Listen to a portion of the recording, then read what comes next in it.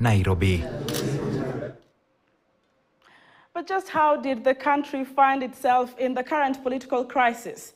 A wide range of issues could have contributed to the current state of affairs that has seen President William Ruto cornered to the extent of dissolving his entire cabinet.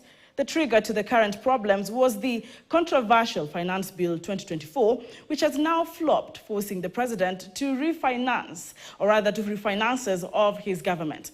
And as Grace Nganga now reports, other factors other than the Finance Bill 2024 played a significant role that saw the emergence of Gen Z's agenda. I, William Samoei Ruto. Less than 2 years into power, the Kenya Kwanza government seems to be having it rough in running the country.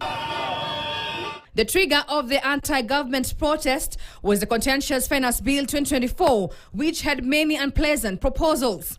Then the president was forced to shelve the bill, which had punitive tax proposals, and when he thought the withdrawal of the bill would end the protest, new demands emerged that included the now famous Ruto must go. So, when did the rain start beating the Kenya Kwanza government?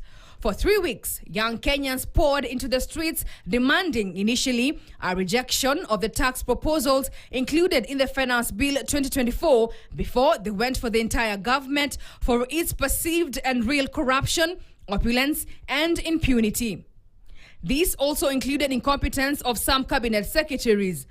It all started after documented scandals rocked Ruto's government, with Kenyans questioning the credibility of his cabinet secretaries. A scandal at KEMSA which entailed a bungled malaria net procurement deal in which millions of shillings reportedly remain unaccounted for. The edible oil scandal, where companies were single-sorted to import 125,000 metric tons of edible oil, which is against the procurement laws. The then Trade Cabinet Secretary Moses Kuria, however, consistently claimed that there was no scandal, claiming at some point that cartels in the edible oil sector are sponsoring headlines to malign his ministry. Then there was the fertilizer scandal, in which a company awarded the tender to supply subsidized fertilizer by the government was involved in suspicious transactions that raised alarm among financial sector regulators. Agriculture Cabinet Secretary Mithika Linturi was heavily criticized about this, even surviving a motion of impeachment against him. In May 2023, KRA disclosed the events that led to the poisonous sugar being irregularly released for public consumption, resulting in a purge that saw 27 state officials from 11 government agencies suspended. Many of you, the people I speak to, don't even know what is going on in your ministries or departments. You have very scanty information. The moment I know more than you in your ministry, then you must begin to understand that something is very wrong. We have a choice to make either decision to reject over 60% of these names or give President Ruto his skunk. Let us not interfere with it. We give it to him. He has asked for it. Let us give him his cabinet. We know he's going to run the government from State House. Besides these scandals, the issue of opulence among some of Ruto's allies came to the fore.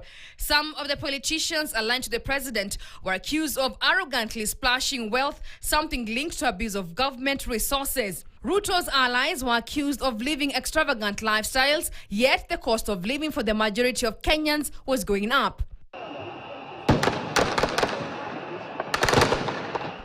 It was at this point that the Gen Z then started calling for Ruto to dissolve his cabinet, a move taken today becoming the second in the history of the country. The people have made a choice, and as I have always said, my government would respect the choice of the people. On 23rd November 2005, President Mwai Kibaki dissolved his cabinet following a humiliating defeat during a referendum vote on the proposed constitution of Kenya.